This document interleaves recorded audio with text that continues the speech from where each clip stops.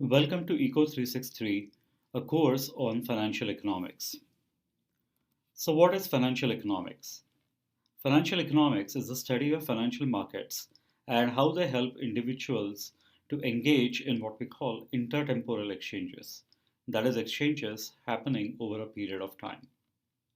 It is a study of how well financial markets do this job, and given the answers for these two questions, what are their implications for policy?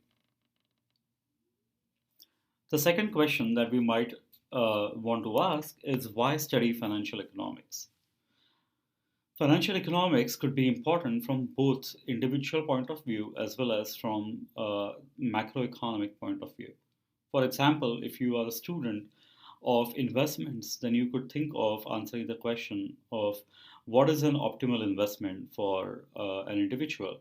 Or if you happen to be a manager in a firm, then you want to think about whether you want to finance expansion by raising equity or through debt.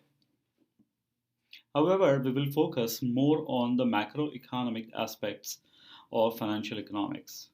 For example, if financial markets or institutions do not perform well, then the savings of households will not be able to be transformed into investment by firms. Now, here investment means investment in capital goods. So basically, goods like machines, equipment, buildings, all goods and services which enable you to provide or produce more goods and services are called as capital goods.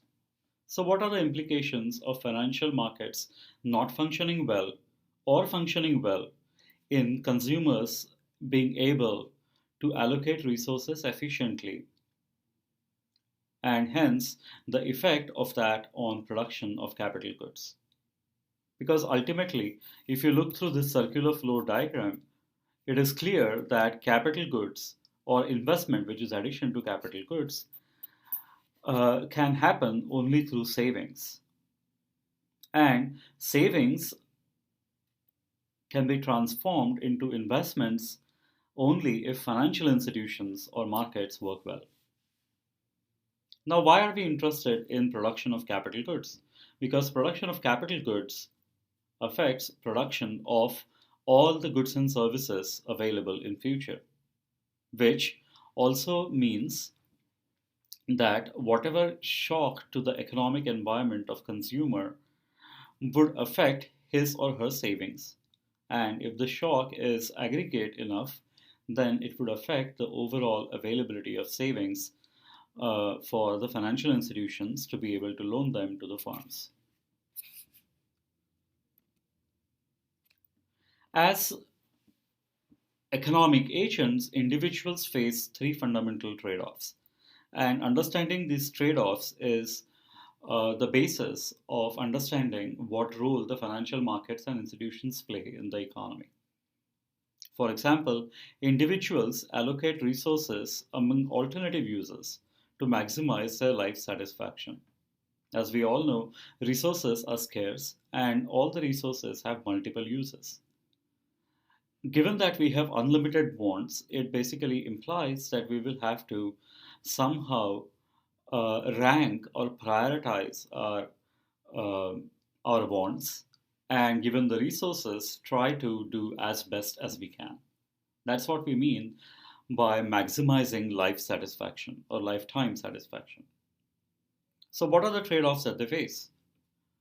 The first trade off, which is a very important trade off from the point of view of financial economics, is how much to consume today and how much to consume tomorrow. By taking a decision between consumption and savings today, an individual automatically decides how much is going to be he is going to be consuming in future as well. This is not only in from the point of view of an individual, but also from the point of view of an economy. So, if all of us save more today, then there will be more capital goods that could be financed by it, and that would affect the availability of goods and services in future, and hence our consumption of those goods and services in future. So someone has to save enough to at least keep the current capital stock constant. This is because the current capital stock depreciates. Buildings are run down, machines become obsolete, they are wear down, and all these capital stock has to be maintained, has to be replenished, and we have to save enough at least to replenish that capital stock, else our ability to consume tomorrow is going to reduce considerably. The second trade off that individuals face is risk and expected future return when they're saving. So think about, as an individual, what you call investment, which is putting your money in different kinds of financial instruments like stocks, bonds, mutual funds, and so on. The fundamental underlying principle of all these choices is that if you want a higher return on your savings put into these different financial instruments, then you should be ready to uh, face a higher risk. The fundamental principle of finance tells us that there is nothing called as low risk and high return. A higher expected future return always is associated with a higher risk. And it kind of makes sense because people who are taking higher risk expect to be compensated for taking the higher risk, and therefore they expect a higher future return. So if you're looking for lowering risk, then obviously you should be content with lower expected future return. If you want a higher expected future return, then you should be okay with taking higher risk. The third trade-off which consumers face is which commodities and services to consume, given the current income and prices. And this happens to be the standard topic that is studied under microeconomic theory. From financial economics point of view, we will be concentrating on consumption today versus tomorrow and risk and expected future return. While doing so, we will use tools from the consumer decision making theory given by microeconomics. So we will use our knowledge that we have got from studying microeconomic theory to understand how to think about these two trade offs. So, important for this course is the trade off between current and future consumption and trade offs among various claims on uncertain future income. In financial economics and thinking about it from macroeconomic point of view, we will always emphasize that when you save, it is like having a claim on future production of goods and services because your savings finances capital goods production in the economy, which augments our capacity to produce goods and services in future. Such a claim is called a financial security. It could be as simple as a bank deposit, or it could be actually a stock, say in companies like Facebook or Apple, or it could be a bond issued by a government or issued by companies like Microsoft, Ford, Honda, or it could be just a unit in a mutual fund. All such claims are called as financial securities. However, we have to note that future is uncertain. And if people differ in their willingness to bear uncertainty, then they can enter into mutually beneficial exchanges. And the role of financial markets is to facilitate these exchanges. So, what are the exchanges that we are talking about? So, let's say that I want to save and you want to borrow.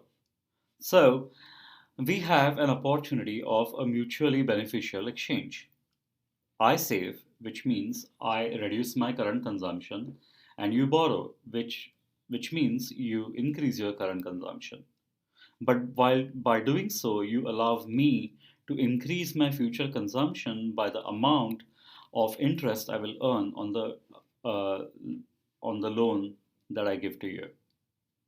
Now, this savings and loan process could be used for two different uses. So one of it is basically uh, that doesn't involve net capital formation. So let's say, for example, you swipe your credit card to buy a ticket on a cruise in Hawaii. Then you are exchanging or you are engaging, excuse me, in a mutually beneficial exchange between current and future consumption, but that does not involve production of goods of capital goods and therefore does not involve net capital formation. So examples are credit card loans, cash advances, and so on. The second type of mutually beneficial exchange is between current consumption and future consumption that does involve net capital formation. So let's say that I save by putting my savings in a bank account, and you go to the same bank and ask for a loan to buy a house. So now my saving, along with many other people, is going to be used to finance uh, an asset or a capital good like house or like a home, and therefore it involves net capital formation. So examples in general are loans for houses, cars, expansion projects by firms, and so on. The fundamental principle to understand here is that, or the fundamental principle underlying both of these intertemporal beneficial exchanges is that if I save, I am trading my current consumption for future consumption. And if you are borrowing, then you are trading your future consumption for current consumption. Capital markets allow both of us to do these transfers across the period of time. And that is an important role of financial institutions and markets. Mutually beneficial exchanges also involve claims to uncertain future incomes or future outcomes in that sense. So, uh, we could like the same example of saving and borrowing, but borrowing could be done in a variety of ways. For example, you could issue a bond, or you could raise money by issuing capital, which is a residual claim, which is an ownership claim. A debt is a contractual claim. But both of these claims have one thing in common, which is that they involve certain amount of risk because the future outcomes are uncertain. So let's stop here. I urge you to take the first quiz before going on to the next video. Thank you.